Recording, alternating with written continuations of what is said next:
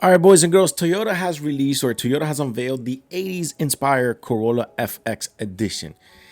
It falls short, and a lot of people are saying is an actual bust of a vehicle. What is going on, boys and girls, and welcome back to another video. If you guys are rocking with the content, hit that thumbs up and the subscribe for your boys. Remember, we are on the way to 23,000 subscribers.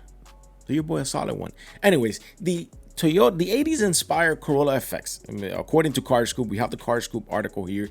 It says it's a retro dream that falls short. Look, last year this vehicle came with a manual transmission. This year is coming with a CVT. Now there's only going to be a numbered. It's only going to be a number vehicle, meaning there's going to be less than 2,000 on the market. And it says the Toyota Corolla hatchback gains a new FX edition for the 2026 MY. The model's fitted with white 18-inch alloy wheels and a black rear spoiler. I honestly think they do fit pretty cool. I'm not a huge fan of the flush complete look of rims, but it looks pretty cool. But the fact is that there's nothing upgrades. There's nothing on the chassis. There's nothing. It's a CVT transmission with no upgrades on the engine. None of that. It's mainly aesthetic and some interior mods. So watch this video before you actually even think about even buying this vehicle. I'll give you guys here the honest truth always. So Toyota has rolled out the new special edition for the Corolla hatchback for the US market, and it's called the FX edition, a nod to the 1987 Corolla FX 16.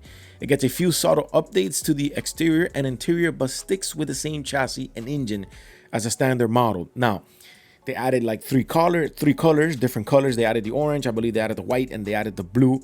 It is an automatic CVT transmission, but again, it is a number vehicle. To some people, that might catch their attention, or to some people, that might move their ground. To me, it really doesn't.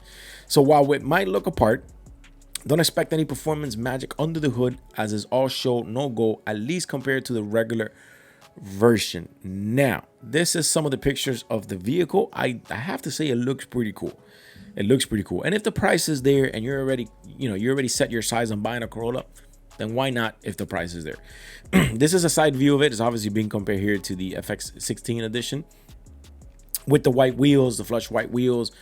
The back, it has some black accents to it. It did get a black spoilers in the back up here, which is pretty cool. This is a picture here of the front.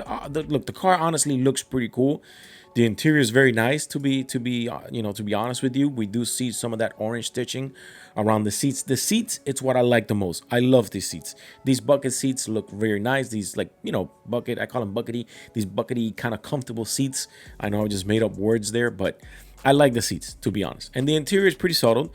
It's got the orange stitching, but again, it's an automatic. And this car right here screams a bit sporty. It needed, in my opinion, and I think Toyota enthusiasts will agree with me, that it needed a manual transmission. You want to give it that extra pep, if you wanted to say.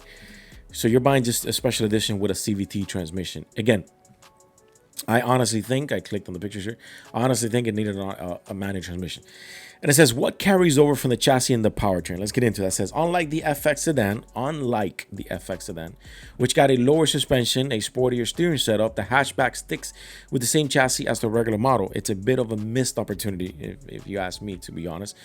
And if it's going to give the car a sportier look, why not give it a more dynamic drive to match? It's not as if the hatch needs a full performance overhauls, but some tweaks like the European Corolla GR Sport, or the Japanese spec GR Corolla Active might have made it feel a bit more engaging. Now, as for the engine, it's still maintaining the 2.0 liter four-cylinder engine with 169 horsepower paired with the CVT transmission, sending power obviously to the front wheels. But if you're looking for that rush of excitement, how the article says here, this definitely is in the car. And if the price was there and you would have had a manual transmission, then why not? You have a special edition. Now, there's only going to be 1,600 units of this vehicle, and it's going to hit the dealerships in the US this fall. Price reference for the standard Corolla, it's about $23,000. You're definitely going to see a bump on this vehicle because obviously it is a limited edition vehicle. But you have to ask yourself, is it worth it or not?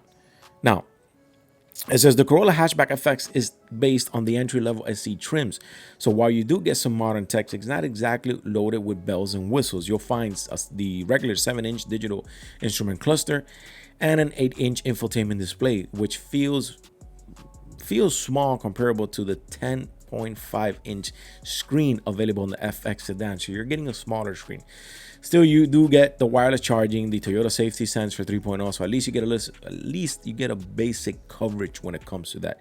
It is a smaller screen. You have to do your math. You have to see if it's worth it. You know, the seats look very nice. You do get the white wheels. You do get a rear black spoiler, and you have to see if that's worth it for you. It does come with the orange stitchings. That's actually pretty cool. I think these might be suede here on the side. But anyways, a lot of people are calling this Toyota FX Edition a total bust, because despite the sporty stand, it doesn't the sporty stands, it doesn't get any chassis performance upgrades or engine upgrades. Let me know what you guys think. Short little fun video here today. Hit that thumbs up for your boys. I'll see you guys on the next one.